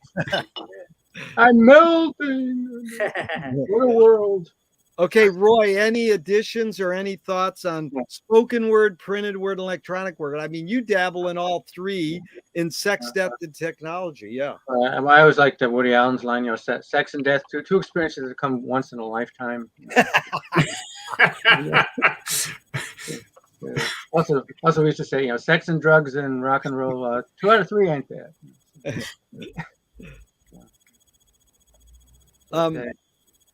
Yeah. Go ahead, Patrick. Any thoughts? Well, everything is sex and death. So all that's left is technology, which I guess is how we negotiate with it. Wow. To one degree or another. Yeah. That's about the most I can think of at this point. Negotiating is a funny thing. Is like, how do we negotiate? How do we navigate pop culture? And let us, like Rob saying, well, I'm going to fast. I don't need to know this death culture. I mean, listening to right-wing radio headlines every night for 15 minutes, it is like death, death, death. That's why is that? Why are we so obsessed when we don't even know what happens after death? hey, the dominant religion in this land has as a symbol a guy crucified in a cross. That's what they walk into the town with. Is I mean, what does that say? What an image! And starting off with Marty's new film, I abandoned him after Taxi Driver because I was watching these films in the 70s and realizing how important he is. I mean, the first thing I ever taped at my media center was Marty and Brian De Palma and Dick Cavett. And they literally said, and it's on YouTube now, if you haven't seen it, it's amazing. They say, yeah, the whole thing is you create a character and then you kill them off. It's like, I don't want my art to do that. I don't like violent films. So I sort of like won't watch violent films for 40 years. But then I found this DVD about the history of literature. And it's really well done. And it basically said, the history of literature is killing people off. And I'm like, wait a minute. That's why I avoid violent films. And now that's the content of most. Don't read the Iliad. Yeah. Gerry, in film school, I was taught by Howard Enders, rest in peace. The way to have a successful hit film or script is you create Bambi, you have the public fall in love with Bambi, and then you kill Bambi and smash hit. I thought you just killed Bambi's mother. Yeah. I think that was Dumbo, no? Yeah, no, it was Bambi. Bambi, that traumatized me. Bambi, Bambi's mother. Yeah. Well, that's one of the most famous shorts is Godzilla meets, or what's it? Yeah, Godzilla meets Bambi. Right. And then that's I've interviewed that guy. He's an amazing animator. But that's my first film experience. My mom took me to Bambi, and all I can remember is I fell asleep. And so that's the great cosmic scholar Harry Smith. The book just came out about him. Experimental filmmaker, indeed, one of the best. He learned from Bruno that the purpose of cinema is to put you to sleep. So that's like maybe we're all sleeping and dreaming the same dream through pop culture, because it goes back to the Kubrick line: if modern world could be summed up in a single word, it would be absurd. So let's just go round robin in closing out. Go ahead, Roy. What were you going to say? I was trying to illustrate that in your last wake meeting. I fell asleep. During... Oh, right. The only wake meeting we recorded in 28 years. Great. Roy's one of the best scholars, and he fell asleep, but on camera. I mean, Penny does it all the time, and we love it. I love it. And Duncan goes, wake up. I'm like, no, let her sleep. It's the most honest review you can give. But let's just round robin and close out. If the modern world could be summed up in a single word, it would be absurd. Your take, Rob, we'll start with you. That's Kubrick. What is that true, and what can we do about it? Very little. And that's why we intellectualize about things. That's why we seek sanctity in culture. Yeah. Because there's very little that most of us commoners can do about it. I mean, yeah, I think it is absurd because we have tremendous technology, tremendous diversity. I mean, what is the quote we always come back to? All times exist now. Yeah. So you have people literally uncontacted tribes in the Amazon existing, simultaneously with, Japanese homes with robots and androgynous children and what have you. So, there is an absurdity. There is a fragmentation and all the various strands have gone out, and that's a good thing. I mean, we all know from history that we used to have periods. There was the neoclassical period, and then there was romantic period, and now postmodern or everything is possible, and that does create a sense of chaos and absurdity because there's no evident order. And we've also killed off God. That maybe contributes to some absurdity for some folks. a good absurdity in my estimation. Very good. Yeah, I think that the nature of the world today probably does appear quite absurd, maybe even the more you understand it, because it also is beyond the understanding of a single human. You know, there will be no more. What is the term? A bibliotech, someone who had read everything. I think Hegel was the last recognized one. There will be no more of those people. No one can comprehend the entirety of maybe even a single topic. Yeah. So it appears absurd.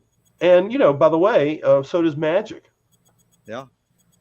Really good, Rob. And I want to thank Joey for going to Roy's salon or party, because that was sort of the stimuli to do. I'm part of his cult.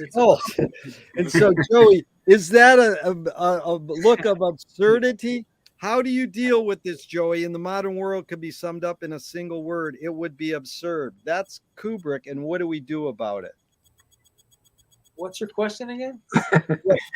What do you agree or disagree with Stanley? And if you agree, what can we do about it? If the world can be summed up in a single word, being the word being absurd, agree or disagree, and what can we do about it?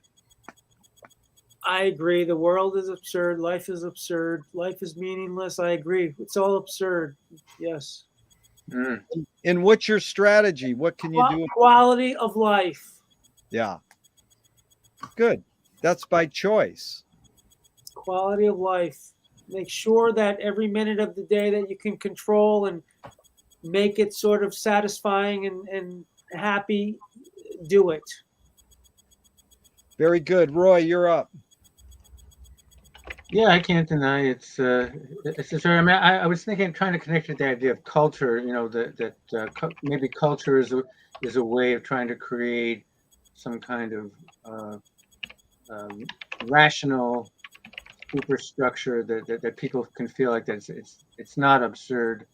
But I was thinking, I mean, this is maybe a little off topic, but that, you know, it is odd that Joyce was considered uncultured by people. Like, you know, Virginia Woolf called him underbred, and there's somebody said, you know, they described him as the corner boy spitting into the Liffey. But he was really trying to destroy, to a certain extent, English culture. Yeah, Joyce's revenge, and that's George Carlin said the job of the comedian is to draw the line and then cross it. That's Joyce all the way. Mm-hmm. Okay, there's Virginia Woolf. You had some ESP there. Okay, Patrick, for the final benediction, your take on Kubrick's line and what can we do about it? Well, I won't deny that the world is absurd, but I will respond by invoking the title of one of my favorite films from the last 10 years. In English, the German title is a little different. Never Look Away, number one. And then I would add to it, and this is in contrast to one of my teachers, Frederick Jameson, who wrote Always Historicize, which is fine, but I rewrote that for myself, Always Organize. Period. Oh, yeah.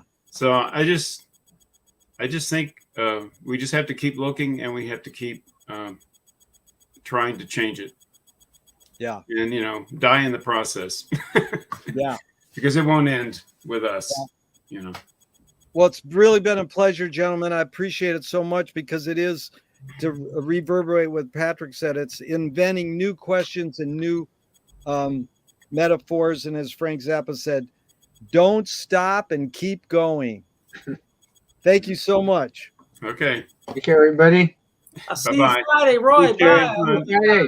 Bye. Questions today. Yeah. Okay. Adios.